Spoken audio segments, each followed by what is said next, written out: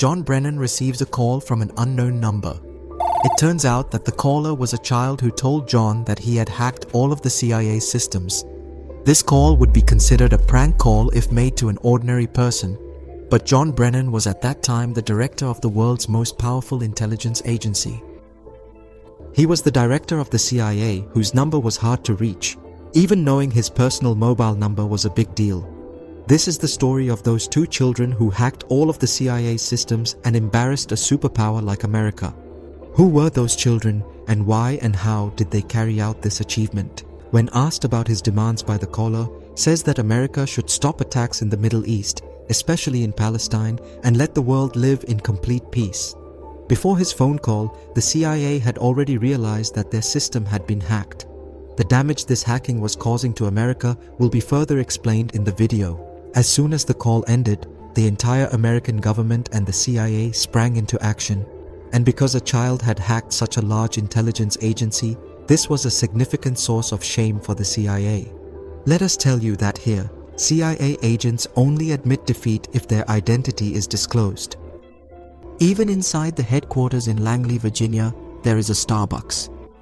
There is a branch that serves coffee to officers in cups that have no logo and do not have any agent's name written on them. The reason is to prevent the agents from being traced by those cups. Now imagine that if the CIA, which takes such precautions in small things, has its system hacked, it would be a huge deal for them. The investigation starts. It was then discovered that this call was made by a 15-year-old child from Leicester, a city in England, miles away from America.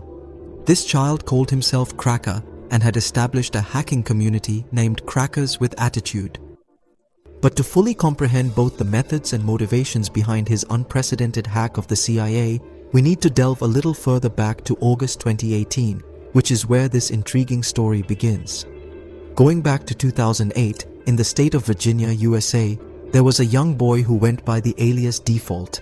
He had a deep passion for video games and started experimenting by making substantial changes in the game's programming with the goal of securing victories. He modified online games like Counter-Strike using his own unique techniques and altered their rules, allowing him to easily win the game, effectively meaning he created cheats. He began to manage things in his own unique manner, acquiring all of this knowledge and expertise from the vast resources available on the internet itself.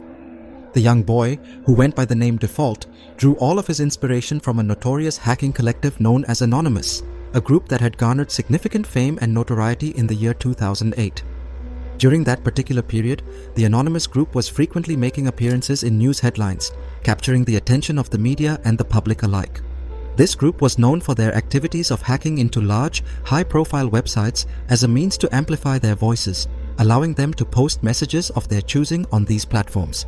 Witnessing all of this activity, Default was profoundly impressed and motivated by the actions of Anonymous, which led him to begin taking his own initial steps into the realm of hacking. Over time, Default gradually began to hack small, less prominent websites, but his ambitions were larger. He aspired to achieve something more significant, which necessitated the support and collaboration of a hacking group. Consequently, Default decided to join an established hacking collective. This particular group had a history of hacking several websites, although most of their hacking endeavors were primarily executed for political reasons. The Anonymous group employed the use of botnets, a method that involved creating and disseminating viruses across the internet, whereby any computer system infected with these viruses effectively came under the control of Anonymous. All the computers that were infected with these viruses were referred to as bots, and the entire interconnected network of these compromised computers was collectively known as a botnet. Because Default was a member of Anonymous, he also had access to this extensive botnet. During his activities, he discovered that within the botnet, there was a specific computer that originated from a medical college located in Canada. Default invested some effort into that particular computer and successfully gained unauthorized access to the financial records of the medical college. He observed that the school was still burdened with the task of collecting more than $9 million from its student body. Moreover, all the pertinent records associated with these collections had now fallen into the hands of Default, a figure he knew all too well. Taking decisive action, Default proceeded to delete these crucial records from the college's computer system. This marked the beginning of Default's foray into hacking. His initial attempt was successful, leading to a complete disruption of the medical college's entire operational system. It's important to note that Default's first hack was not driven by malice, but was instead carried out as a mere prank. However, his subsequent hack was fueled by anger and a sense of vengeance. In the year 2014, the government of Denmark enacted a highly controversial and disgraceful law that permitted the sexual abuse of animals, a move that sparked widespread outrage among animal rights activists around the globe. Default, who was deeply affected by this news, as he was the proud owner of a beloved dog, decided to take a stand against this egregious act. In an act of retaliation, Default, along with his group, orchestrated a hacking campaign targeting Denmark's official government website. They vandalized the site by posting bold statements such as, "Do you know that your government allows the abuse of animals?" But Default did not stop there. He further employed a botnet to launch attacks aimed at shutting down all the websites that had been established in support of this reprehensible law. The hacking of the official government website amplified their message, causing Denmark's actions to be vehemently criticized on an international scale. The global community began to voice strong disapproval of Denmark's policies, leading to a significant decline in the country's reputation.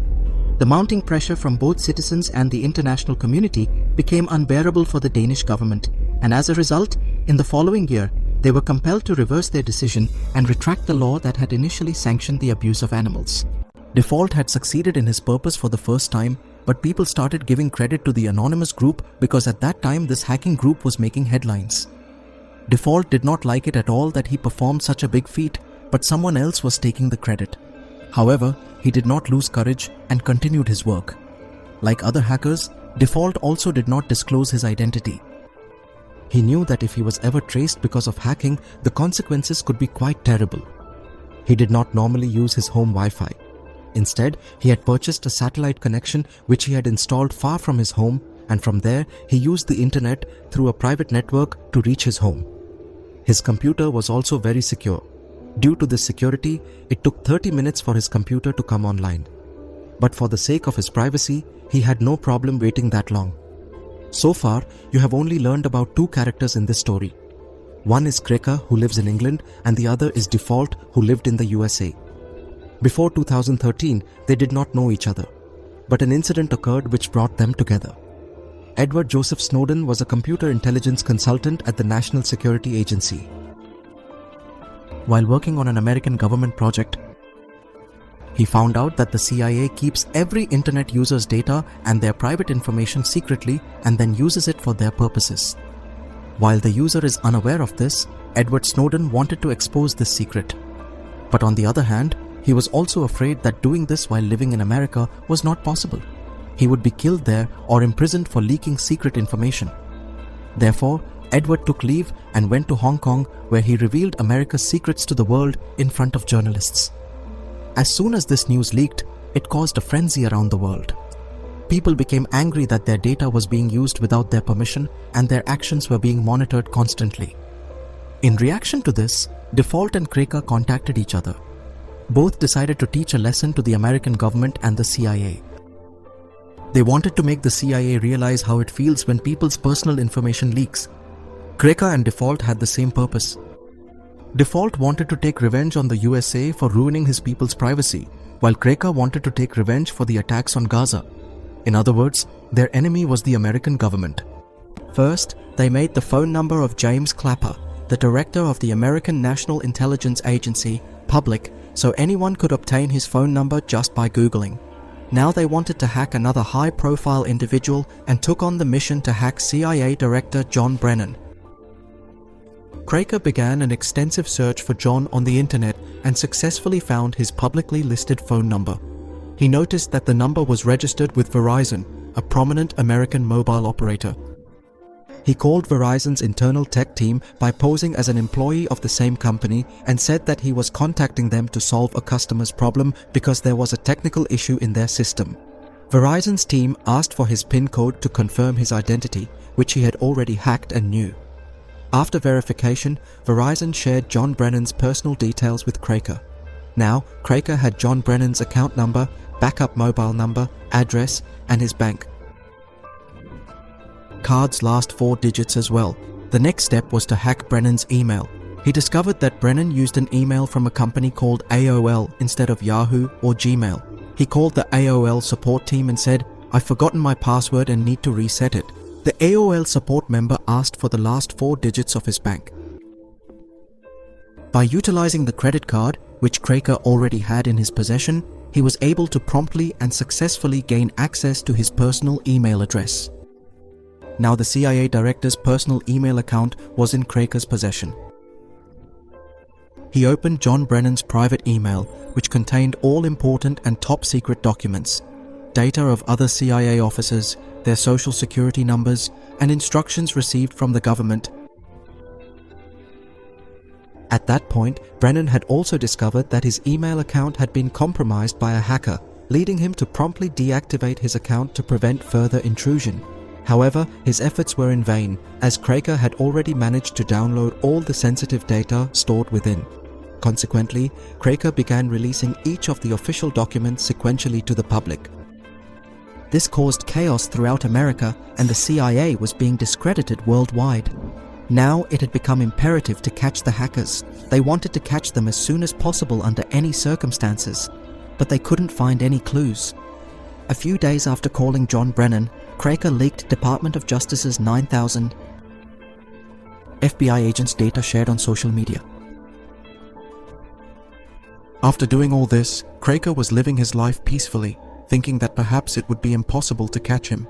However, on the other hand, Default, a resident of the UAE, was now afraid of him, worried that if he made any move, Craker might finally pose a real threat. If he had been caught, it would have been his downfall. Perhaps they would never have been captured if Default hadn't made this mistake. While intoxicated, he told his friend that he was behind the CIA hacking, but this mistake cost both Default and Craker dearly. A few days later, the FBI raided Default's room and dragged him away. During the interrogation, Craker's name also came up, and with the help of British police, he was arrested. Craker's real name is Ken Gamble, while Default's name is Justin Gray Liverman. Due to being underage, Craker was sentenced to 2 years in prison, whereas Default, who was not directly involved in the CIA hacking, was sentenced to 5 years. Both are now released from jail and are advancing their careers in cybersecurity.